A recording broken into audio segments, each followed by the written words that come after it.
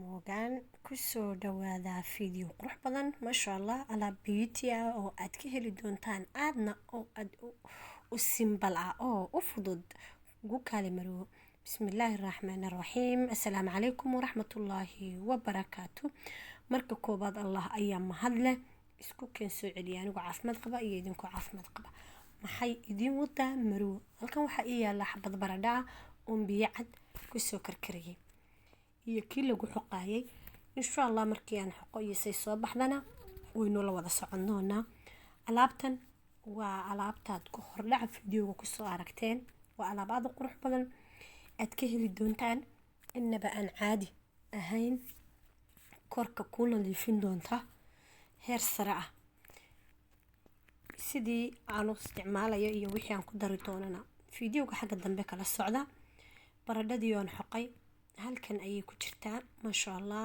waan soo xaqay waxba kuma darin hadda waxaan ku darayaa hal fur oo ah maaul wardi sida u taqaanaan ama biyaha ubaxa ama rose water laba fur ayaan ku shubi doonaa labada fur waxay u dhigan tahay laba malqacadood waan soo shiidi doonaa koobkaas gacanta ayaan soo marin doonaa insha Allah marka aan soo mariyana waxaan sameyn doonaa dib ayaan u shaandhayn doonaa waxaan ku shaandhayn doonaa bahasha shaaha ama takafayga lagu shaandhaysto qof waliba siduu u yaqaano intaa ka bacdi markaan soo shaandheeyo iyo say soo baxdana dib ayaan ka wada socon doonaa haddii Allahu idmo waxaan rajaynayaa asxaabta cusub ee igu soo biirtay inay ka heli doontaan marwo beauty wax badan oo aad ka heshaan masha Allah ma ku faraxdaan idin raali galiya inta ka bacdi waan soo shaandheeyay halkan waxaan ku haystaa beedka intiisa cad weeye dhowr xabo laakiin in ahaan ayaan isticmaali doonaa insha Allah sidaas iyo waxay soo baxdana way la arki doontaan halkan waxaan ku haystaa waa huruud hal man hadal kuma jiro waa bariis shiidan misir iyo boorash anana isku darsaday alaabtani aad waxay u anfacaysaa qofkii leh madmadow iyo qof kasta oo raba inuu isqurxiyo gabadh kasta oo rabtaya inay daahir yeesho mise iska dhigto waxaan ku dari doonaa in huruuda haddii Allahu idmo huruuduna sidoo kale la idinka warrami maayo waxay kookatay waxyaabaha ayna hidiyo dhaqanka u leenahay haddaan Soomaali nahay waan isku soo qasayaa markaan isku soo qaso waa huruud waa boorash waa bariis waa misir beedka baradhada iyo maaul wardi guri inta laga waayayaa ma jiro guri kasta way taalaa waxaan jecelahay walaalahayga quruxda badan leh kiimikada inaad ka maarmi doontaan hadday tahay anti ager iyo hadday tahay whitening intaba waa ka heli doontaan qofkii haara dhibeen oo kale hadduu barinsado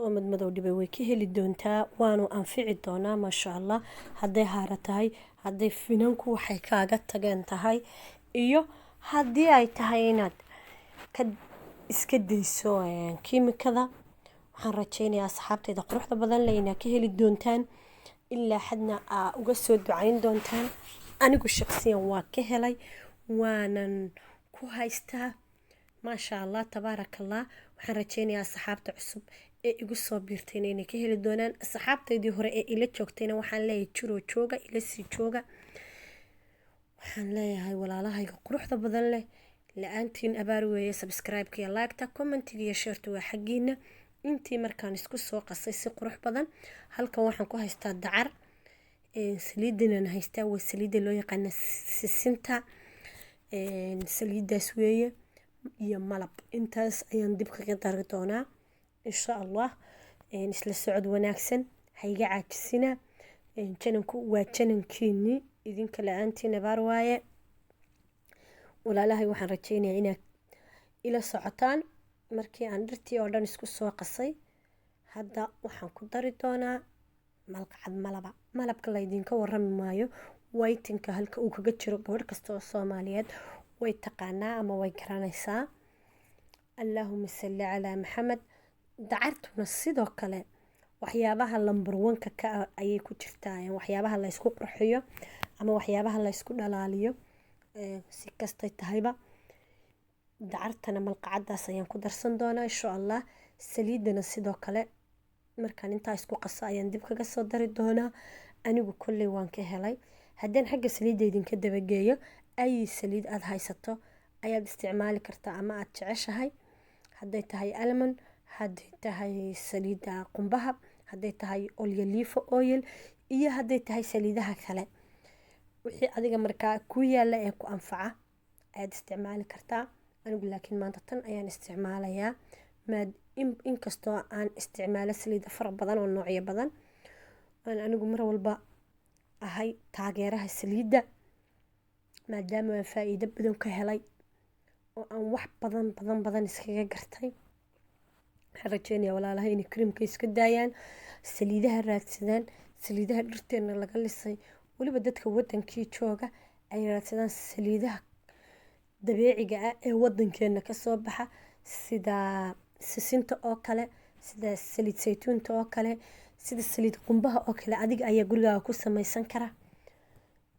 saliidda lowska oo kale, saliidahaas aada ayay ugu fiican yihiin jirka iyo wejiga iyo timaha intaba. insha allah waxaan rajeynaya fideoyo kale ayaan idinka soo sameyn doonaa saliidaha u khaas ah. markii aan isku wada qasay waad aragtaan malabkii ayay weli guriga sii hayaa, malqacadii baan gargarsanayaa. waxaan rajeynayaa inaad ila socotaan ood aragtaan fideogeenii iyo maaskigeenii halka uu marayo. maasha allah, aniga intan waxaan ugu talagalay hal isbuuc, axad ka axad. waxaan rajeynayaa idinkuna inaad samaysan doontaan, bal soo tijaabiyo. waxaad tidhaahdaan marwo maxay keentay. marwo maanta waxay keentay gabadhii wejigeedu banbanaan yahay. banbanaanka waxaan ka wadaa caata kaga jirto, gabadhii wejiga duubduub kaga jiro, gabadhii wejiga madamadow iyo kaga jiraan haaro iyo finan, gabadhii wejiga dhiigroor kaga jiro, gabadhii inta midna aan lahayn rabta inay isqurxiso si dabiiciya, intuba way kasoo ducaynayaan. maasha allah, haddaad intaa berinsatid hal wiig wejigaagu wuxuu noqonayaa bucbuc, weji buuxa oo dhammaystiran. waxaan haystaa bahalkan yar ama shooqadan yar ee kareemku ka dhammaaday, taas ayaan ku dhuran doonaa haddii allahu idmo. 2 qaybood baanan ka dhigan doonaa. qayb halkan ayaan ku shubi doonaa, qaybna qaybta barafka ayaan gashan doonaa insha allah bidmillaahi kariim. maadaamaan hal wiig isticmaalayo, caaguna uu yaryahay, ma rabi inay meelaha igaga xumaato. waxaan rajeynayaa in walaalahayna sidoo kale ay usoo samaysan doonaan. waxaaga walaal waxaa jeclaystaa. markaas sidaas ayaan 2 qaybood uga kala dhigayaa. waxaan rajeynayaa inaad ka heli doontaan fideogii wakaas. wixii aan ka diyaariyey waa la socoteen. qofkii su-aal qaba commentiga hoose wuu furan yahay. waa kuwa 2dii noocba, malabkii, dacartii, saliidii, huruud, baradho, boorash, bariis iyo wuxuu ka koobnaa misir. intaa ka bacdi waxaan leeyahay intaan fideoga xiga isugu imaanayno, asalaamu calaykum waraxmatullaahi wabarakaatu. subscribe, like and comment.